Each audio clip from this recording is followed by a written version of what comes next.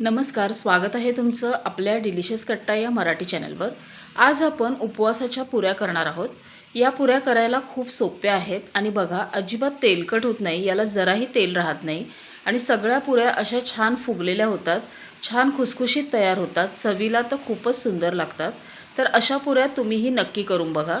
माझी रेसिपी जर आवडली तर माझ्या व्हिडिओला लाईक करा आणि जर माझ्या चॅनलला सबस्क्राईब केला नसेल तर माझ्या चॅनलला सबस्क्राईब करा।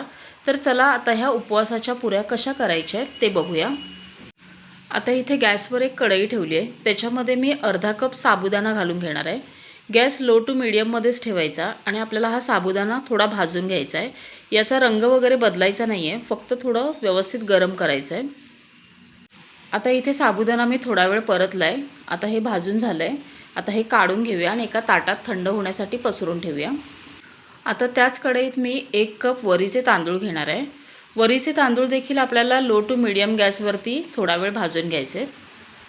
आता इथे वरीचे तांदूळ देखील भाजलेत, बघा असे पांढरे दिसतात। आता हे झालंय, गॅस बंद करूया आणि हे देखील काढून ताटात पसरून ठेवूया। आता आपण जे साबुदाणे भाजून ठेवले होते ते गार झालेत, मिक्सरच्या कोरड्या भांड्यात घालून घ्यायचे आणि याची एकदम बारीक पावडर करायची। आता साबुदाणा मी शक्य तेवढा बारीक वाटून घेतला आहे मिक्सरवर। आता एका ताटामध्ये चाळणीने याला चाळून घ्यायचं आहे, कारण याच्यात जर काही मोठे कण राहिले असतील तर ते चाळणीवर राहतात। आता त्याच मिक्सरच्या भांड्यामध्ये आपण जे वरीचे तांदूळ भाजून घेतलेले ते देखील गार झाले ते घालून घ्यायचे आणि हा जो साबुदाण्याचा कणी राहिली आहे ती याच्यात घालायची आणि हे देखील एकदम बारीक वाटून घेऊया। आता वरीचे तांदूळ देखील मी एकदम बारीक वाटून घेतलेत, ते देखील आपल्याला चाळणीने चाळूनच साबुदाण्याचं जे आपण खाली पीठ घेतलंय त्याच्यातच मिक्स करायचं आहे। या पुऱ्या खूप छान होतात, त्यामुळे नक्की करा। आता इथे मी 3 हिरव्या मिरच्या घेतल्यात आणि 1 चमचा जिरं घेतलंय। आता हे आपल्याला मिक्सरच्या भांड्यात घालून याची अशी जाडसर आपल्याला पेस्ट करायची आहे। तुम्हाला जसं तिखट आवडत असेल त्याप्रमाणे मिरची कमी अधिक करा। आता हे पाणी न घालता वाटून घेऊया। आता आपण जे मगाशी पीठ चाळून ठेवलेलं त्याच्यात हे मिरचीचं वाटण घालायचं। याच्यातच घालायची कोथिंबीर। आता उपवासाला तुम्ही कोथिंबीर खात असाल तर घाला। आणि इथे मी एक मोठा बटाटा उकडून किसून घेतलाय, तो देखील घालायचा। बटाट्याने पुऱ्या छान खुसखुशीत होतात आणि पिठाला एक बाइंडिंग मिळतं। चवीप्रमाणे मीठ घालायचं। आता हे साबुदाणा आणि वरीचं पीठ असतं, याला थोडा चिकटपणा कमी असतो, त्यामुळे याच्यात उकडून बटाटा घालायचा, ते बाइंडिंगसाठी खूप छान होतं। आता काय करूया, आधी हे अगोदर सगळं एकत्र मिक्स करून घेऊया। आता हे पीठ मी सगळं व्यवस्थित एकत्र मिक्स करून घेतलंय। आता काय करायचं, याच्यात थोडं थोडं पाणी घालायचं आणि आपल्याला याला मळून घ्यायचं आहे। आपण कणिक जशी मळतो तसं आता याला मळून घेऊया। आता इथे मी थोडं थोडं पाणी घालत हे असं मळून घेतलंय। हे बघा, असं व्यवस्थित मळायचं आणि थोडं थोडं पाणी घालायचं, म्हणजे आपल्याला एक अंदाज येतो। आता हे पीठ मळून तयार आहे। आता आपण याच्या लगेच पुऱ्या करायला घेऊया।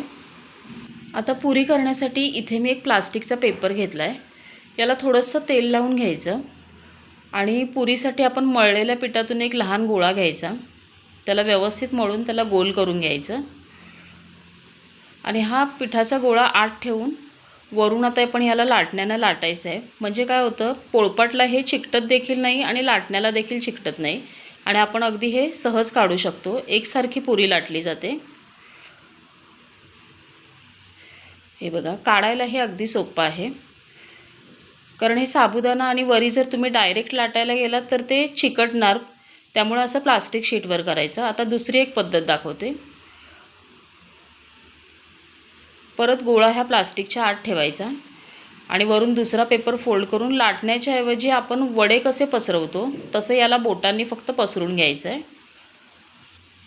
दोन्ही पद्धती अगदी सोप्या आहेत आणि पुऱ्या अगदी सहज होतात, चिकटत वगैरे नाहीत। हे बघा, असं पसरायचं व्यवस्थित। आता हे काढायलाही अगदी सोपं आहे। हे बघा, आता आपल्याला जर याला एक साईजमध्येच करायचं असेल तर एखाद्या डब्याच्या झाकण्याने याला असं कट करून घ्यायचं, म्हणजे आपण केलेल्या पुऱ्या छान अशा एकसारख्या होतात आणि गोल होतात छान, कडा वगैरे त्याच्या चिरत नाहीत। तर यातल्या कुठल्याही पद्धतीने तुम्ही पुरी करा। हे बघा आता असं काढायचं आणि आता हे लगेच आपण तळायला घेऊया।